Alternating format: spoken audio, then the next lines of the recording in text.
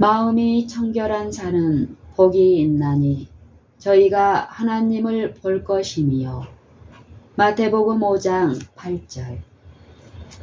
유대인들은 의식상 청결에 대해 지나치게 엄격하였기 때문에 규칙들이 대단히 번거로운 면을 가지고 있었다. 그들의 마음은 규칙과 제약과 외관상으로 드러나는 불결에 대한 두려움에 사로잡힌 나머지 이기심과 악의에 의해 심령의 얼룩지는 오점을 깨닫지 못하였다. 예수님은 이 의식상 청결이 당신의 나라에 들어가는 조건 중 하나라고 말씀하지 않으신다. 그러나 마음의 청결은 필요하다고 지적하신다. 이로부터 난 지혜는 첫째 성결하다. 야고보서 3장 17절. 더러운 것은 아무것도 하나님의 성에 들어가지 못할 것이다. 그곳 거민이 될 사람은 모두 이 세상에서부터 마음이 청결해져야 할 것이다. 예수님에 대해 배우고 있는 사람에게는 부주의한 행동과 무례한 말과 조잡한 생각을 멀리하는 경향이 차츰 나타나게 될 것이다. 그리스도께서 사람의 마음 가운데 거하시면 말과 생각과 행동이 순결하고 고상하게 될 것이다. 그러나 마음이 청결한 자는 복이 있나니 라고 하신 예수님의 말씀에는 더욱 깊은 의미가 있다.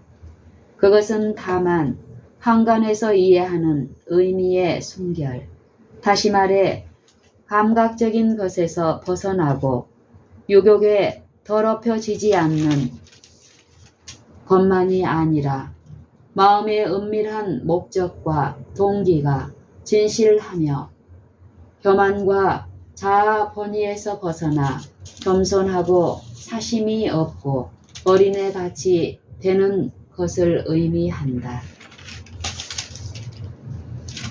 그러나 마음이 청결한 자는 복이 있나니 라고 하신 예수님의 말씀에는 더욱 깊은 의미가 있다.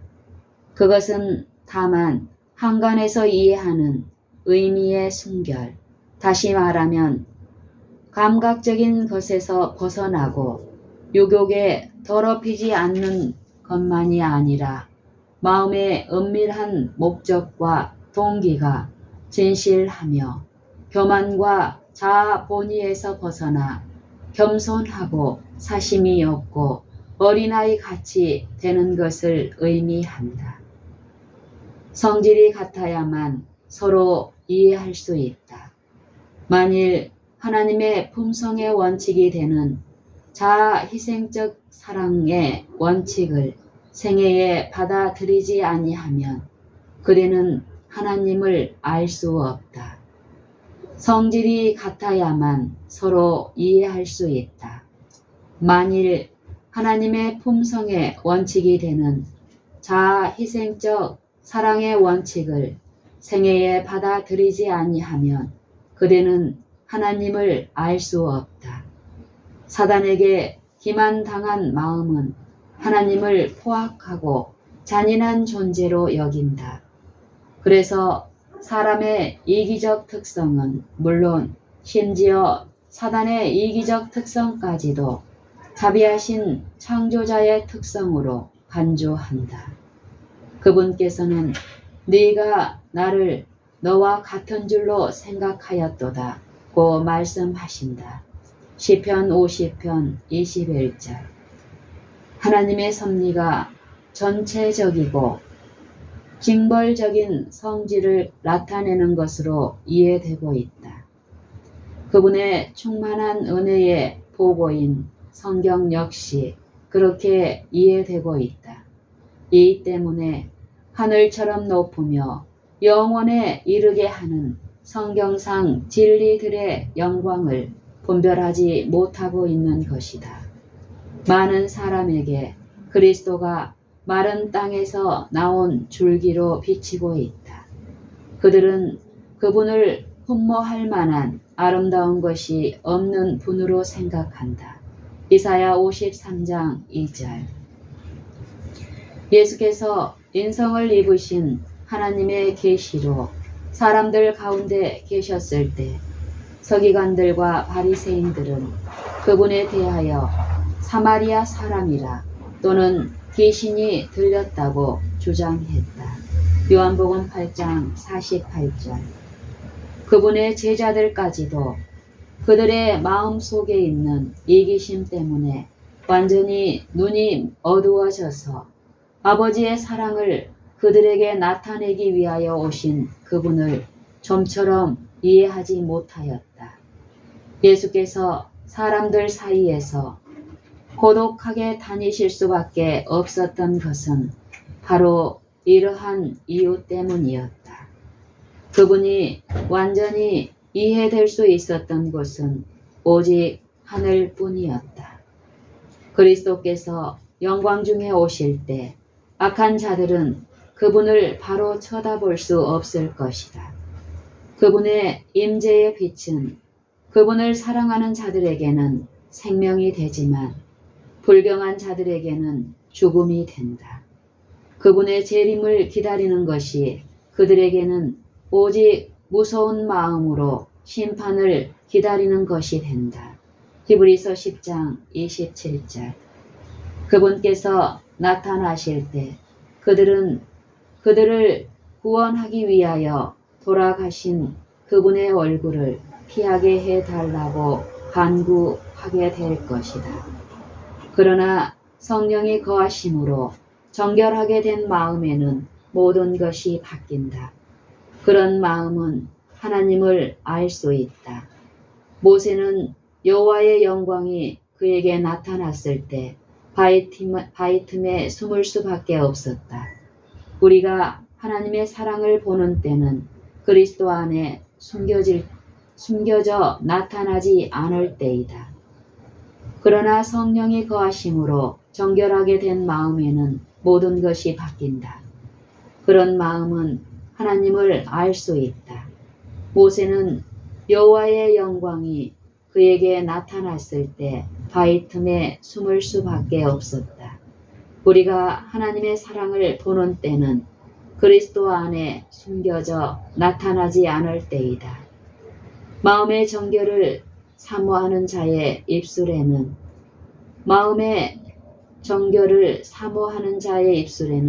덕이 있으므로 임금이 그의 친구가 되느니라.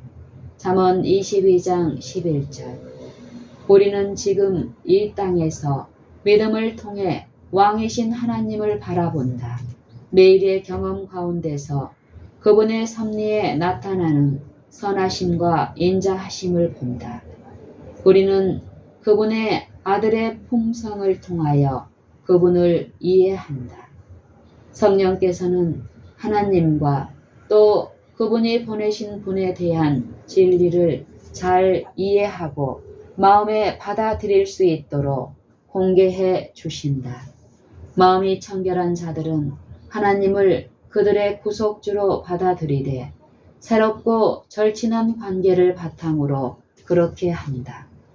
그리하여 그분의 품성의 순결함과 아름다움을 깨달음과 동시에 하나님의 형상이 자신들을 통해 반영되기를 갈망한다. 그리하여 그분의 품성의 순결함과 아름다움을 깨달음과 동시에 하나님의 형상이 자신들을 통해 반영되기를 갈망한다. 그들은 그분을 회개한 아들을 호응하고자 원하는 아버지로 생각하기 때문에 마음이 늘 말할 수 없는 기쁨과 영광으로 가득 차 있다. 마음이 청결한 자는 하나님의 위대한 손으로 창조된 업적과 우주를 이루고 있는 아름다운 사물들을 통하여 창조주를 식별한다.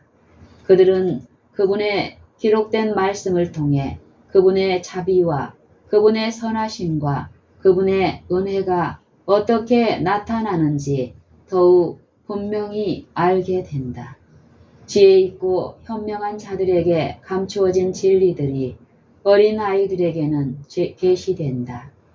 진리의 아름다움과 귀함이 세상의 현자들에게는 식별되지 않을지 모르지만 하나님의 뜻을 알고 이를 행하고자 하는 믿음과 단순함이 깔린 열망을 가진 자들에게는 끊임없이 펼쳐지고 이해가 된다.